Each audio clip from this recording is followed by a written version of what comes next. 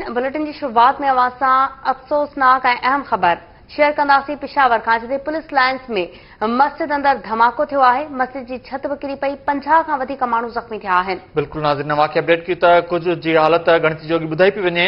Security forces इलाइक़े खे कड़ो चाढ़े छॾियो आहे। इमदादी कार्रवाई जारी आहिनि। ज़ख़्मियुनि खे अस्पताल मुंतक़िल कयो वियो आहे।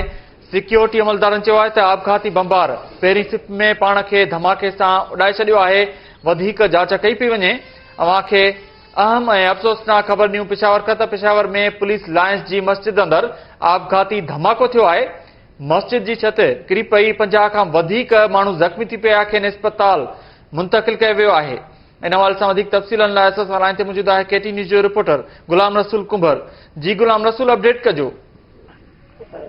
जी, पेशावर पुलिस लाइन जी मस्जिद में इंतहाई अफ़सोसनाक वाक़ियो पेश आयो आहे। ज़ोरदार धमाको थियो आहे। उन धमाके बाबति पुलिस हाणे इहो ॼाणायो आहे त इहो आपघाती धमाको हो। आपघाती बमबार मस्जिद जे अंदरि आहत जे अंदरि दाख़िल थियण में कामयाब वियो ऐं हुन पाण खे धमाकेदार मवाद सां उॾाए छॾियो, जंहिंजे नतीजे में 70 खां वधीक माण्हू जेके आहिनि उहे ज़ख़्मी थिया आहिनि, जिन खे लेडी रीडिंग हॉस्पिटल पहुचायो वियो आहे। हॉस्पिटल अमले जो इहो चवणु आहे त जेके वटनि 70 ज़ख़्मी पहुता आहिनि, उन्हनि में पुलिस एहलकारनि जो बि वॾो तादाद आहे। ऐं साॻे वक़्तु इहो ॿुधायो पियो वञे त ॿिया सारा जेके ज़ख़्मी आहिनि उन्हनि जी हालत ॻणती जोगी आहे। धमाको जेको आहे उहो आपघाती बमबार कयो आहे ऐं इन जी तफ़सीक़ जेका आहे उहो पुलिस तरफ़ां साम्हूं अची चुकी आहे।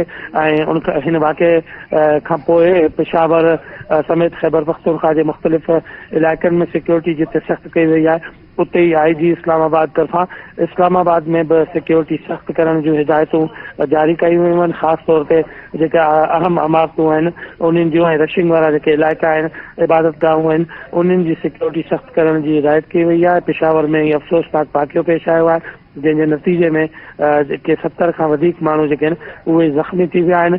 ऐं पेशावर पुलिस लाइन जो जेको इलाइक़ो आहे उन पुलिस लाइन में जे इलाइक़े में ही दहशतगर्द जेको आहे उहो अंदरि घिड़ी वञण में कामयाब वियो ऐं उन टारगेट कयो जिते ज़ुहर जी निमाज़ लाइ निमाज़ी गॾु थी रहिया हुआ। निमाज़ जेके सुनतूं अदा कयूं पियूं वयूं, उन दौरान हुन पाण खे धमाके दार मवाद सां उॾाए छॾियो, जंहिंजे नतीजे में हीउ वाक़ियो पेश आयो आहे। ज़ख़्मी जेके आहिनि उन्हनि खे मददगार टीमुनि एम्बुलेंस ज़रिए LRH हॉस्पिटल पहुचायो आहे ऐं LRH हॉस्पिटल में हिन वक़्तु एमरजेंसी नाफ़िज़ कई वई आहे। अस्पताल इंतज़ामिया जो इहो चवणु आहे त हिन वक़्तु जेके ज़ख़्मी पहुता आहिनि उन्हनि मां घटि ज़ख़्मियुनि जी जेका आहे उहा ॻणती जोगी हालत आहे।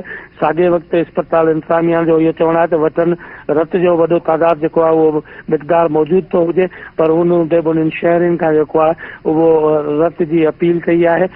साॻे वक़्तु पेशावर जी जेका पुलिस आहे उन तफ़सीक़ कई आहे त हीउ वाक़ियो जेको आहे या धमाको जेको आहे उहो आपघाती हो। जेके अखियुनि ॾिसां शाहिद आहिनि ऐं इलाइक़े वासी आहिनि, उन्हनि जो इहो चवणु आहे त धमाको इंतहाई घणो ज़ोरदार हो ऐं उनजो आवाज़ परे परे ताईं ॿुधो वियो, जंहिंजे नतीजे में मस्जिद जी छत शहीद थी वई आहे ऐं मस्जिद में मौजूदु जेके निमाज़ी हुआ उन्हनि निमाज़ियुनि मां 70 माण्हू जेके आहिनि उहे ज़ख़्मी थी विया आहिनि, जंहिंमें पुलिस एहलकारनि जो वॾो तादाद मौजूदु आहे। जी, वॾी महिरबानी अपडेट करण लाइ गुलाम रसूल कुंभर।